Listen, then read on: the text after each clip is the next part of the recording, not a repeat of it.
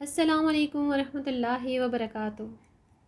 حضرت شفیق بلخی اور حضرت ابراہیم بن ادہم کے درمیان سچی دوستی تھی۔ ایک مرتبہ شفیق بلخی رحمۃ اللہ علیہ اپنے دوست ابراہیم بن ادہم کے پاس آئے اور کہا کہ میں ایک تجارتی سفر پر جا رہا ہوں، سوچا کہ جانے سے پہلے آپ سے ملاقات کر لوں کیونکہ اندازہ ہے کہ سفر میں کئی مہینے لگ جائیں گے، لیکن توقع کے خلاف چند ہی دنوں میں واپس لوٹ آئے۔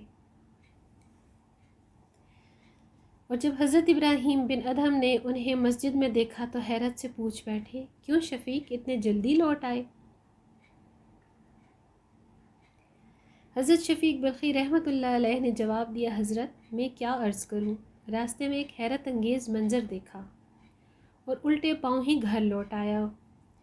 ہوا یوں کہ ایک غیر آباد جگہ پہنچا، وہیں میں نے آرام کے لیے پڑاؤ ڈالا۔ اچانک میری نظر ایک پرندے پر پڑی جو نہ دیکھ سکتا ہے اور نہ اڑ سکتا ہے۔ مجھے اس کو دیکھ کر ترس آیا۔ میں نے سوچا کہ اس ویران جگہ پر یہ پرندہ اپنی خوراک کیسے پاتا ہوگا۔ میں اسی سوچ میں تھا کہ اتنے میں ایک دوسرا پرندہ آیا، اس نے اپنی چونچ میں کوئی چیز دبا رکھی تھی۔ اس نے آتے ہی وہ چیز معذور پرندے کے آگے ڈال دی اور معذور پرندے نے وہ چیز اٹھا کر کھا لی۔ اس دوسرے پرندے نے اس طرح کیا کہ پھیرے کیے، بالآخر اس معذور پرندے کا پیٹ بھر گیا۔ یہ منظر دیکھ کر میں نے کہا، سبحان اللہ!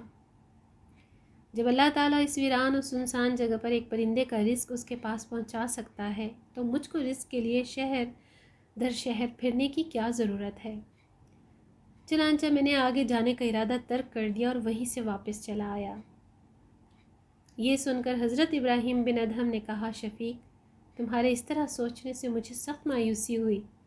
تم نے آخر اس معذور پرندے کی طرح بننا کیوں پسند کیا جس کی زندگی دوسروں کے سہارے چل رہی ہو؟ تم نے یہ کیوں نہیں چاہا کہ تمہاری مثال اس پرندے جیسی ہو جو اپنا پیٹ بھی پالتا ہے اور دوسروں کا بھی پیٹ پالنے کے لیے کوشش کرتا ہے؟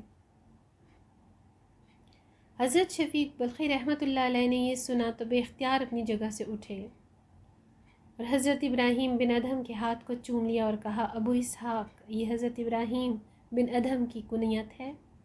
تم نے میری آنکھیں کھول دیں، وہی بات صحیح ہے جو تم نے کہی ہے۔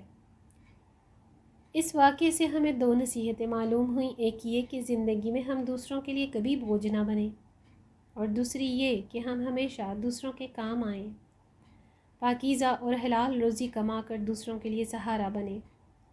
ویڈیو اچھی لگے تو لائک اور شیئر کیجیے گا۔ مزید ایسی اچھی ویڈیوز کے لیے چینل کو سبسکرائب کر لیجیے۔ اگلی ویڈیو تک اللہ حافظ۔